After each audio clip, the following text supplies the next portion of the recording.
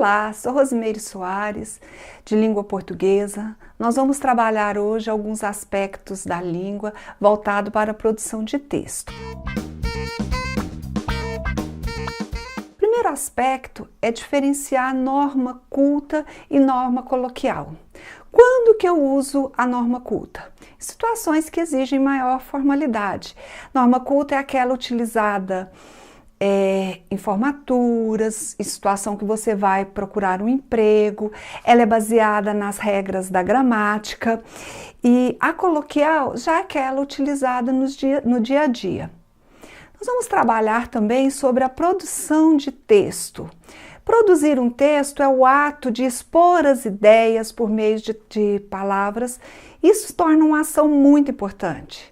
Saber produzir um texto pode ser um pré-requisito para você conseguir aquele emprego que você tanto sonhou, uma vaga na faculdade e dentre outros.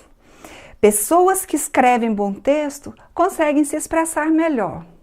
Mas, para tanto, a leitura é essencial para que você produza esse bom texto. Ela está intimamente ligada à escrita. Então, o que eu preciso saber para escrever um bom texto? Que qualidades que ele tem, que defeito que eu preciso evitar? Como que eu vou levar isso para o meu texto? A maior qualidade que um texto apresenta é a clareza. Ser claro, é ser inteligível, é você conseguir expressar as suas ideias de forma que o outro possa rapidamente compreender o que você escreveu. A importância da clareza decorre da finalidade maior da linguagem, permitir ao indivíduo expressar seu pensamento. Outra característica importante que você precisa se ater a ela é a objetividade. Escrever suas ideias de forma direta. A objetividade relaciona-se a essas ideias. Para você ser objetivo, você precisa atentar na exposição das ideias mais relevantes, retirando do texto as informações desnecessárias, as quais distanciam o leitor do seu texto, do foco, do seu assunto. Então, vai direto ao assunto, seja objetivo, sem dar voltas. Isso tem a ver também com a concisão. Ser conciso é você escrever um texto breve. O texto não deve ser prolixo. O que isso significa? Não ser muito extenso. Ele não pode nem ser tão resumido, nem ser também muito grande, porque vai atrapalhar a compreensão do outro naquele texto.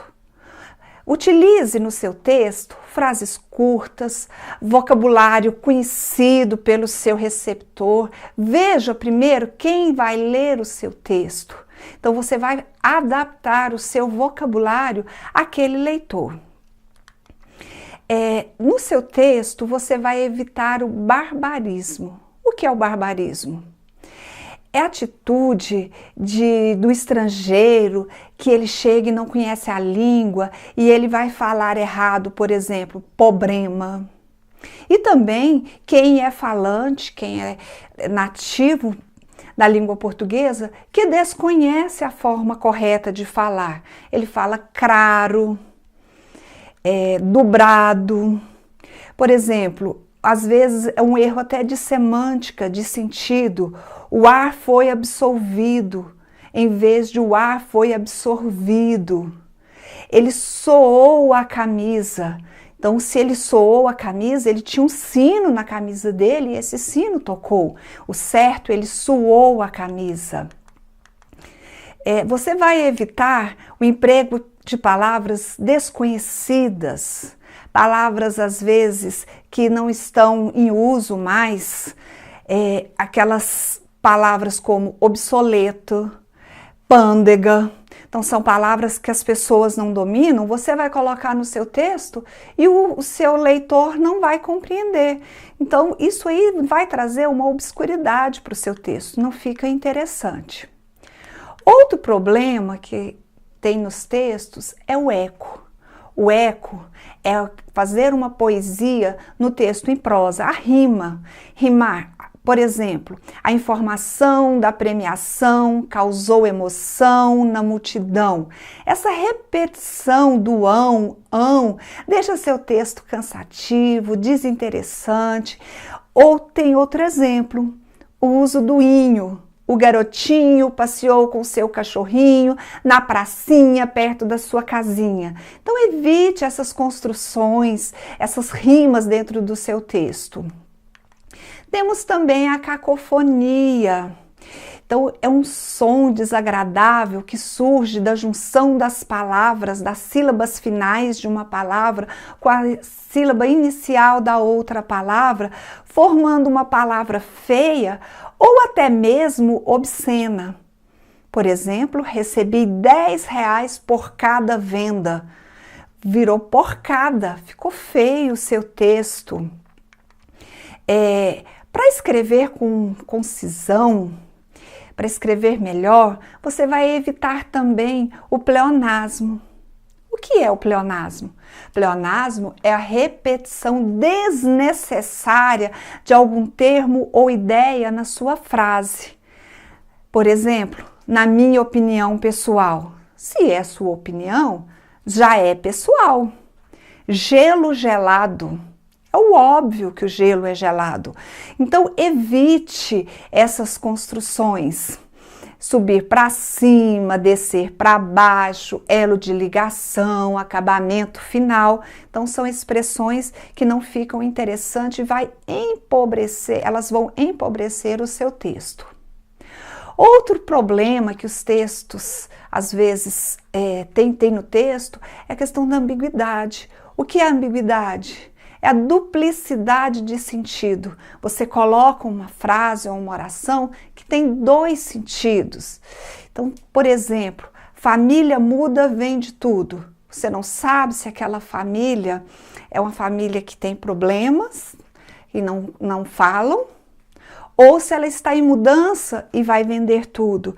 Então você precisa deixar o seu texto mais claro e a ambiguidade não permite isso. O cachorro do vizinho está doente. O vizinho tem um animal e esse animal está doente, ou você considera o seu vizinho um cachorro e ele está doente? Então evite a ambiguidade no seu texto. Algumas palavras que a gente utiliza, elas causam imprecisão no texto. Diversos, muito, todos, poucos, quase todos, alguns. Então, não dá uma precisão. Então, são palavras desnecessárias, são termos vagos, gera dúvida em quem lê, e isso vai prejudicar a compreensão da sua mensagem. Então, uma boa dica, você escrever o seu texto, vai reler o seu texto, revise o seu texto para evitar esses problemas. Outro grande problema que o texto pode apresentar é a questão da coerência textual. O que é a coerência? É a não contradição. Coerência tem a ver com a lógica, com a sequência de ideias dentro de um texto. Então, se eu falo que a casa ela é bonita no início do meu texto, eu preciso concluir meu texto reafirmando essa ideia. E aí tem a ver com a coerência textual. Por exemplo, o lanche comeu o menino ontem. A ideia, a sequência de ideias colocadas dentro dessa oração está fora de ordem. Então, isso traz uma incoerência. Frango bovino, eu vi isso num supermercado, não existe frango bovino. Então, incoerência textual. Outro ponto que a gente precisa prestar atenção é sobre a coesão. Enquanto a coerência trabalha com a articulação de ideias dentro de um texto, a coesão vem para amarrar, para juntar essas ideias dentro desse texto. E aí ele vai dar mais fluidez, vai dar mais clareza, vai te ajudar a compreender aquele texto. O que funciona como elemento coesivo? Os advérbios, pronomes, preposições, substituições, até a própria pontuação vai nos ajudar na coesão. Ela sabia que isso iria acontecer com ele. Ela, eu estou me referindo a alguém, estou citando alguém que já foi falado no texto. Então, o ela já é um elemento de coesão. Por hoje é só. Bons estudos. Muito obrigada pela atenção.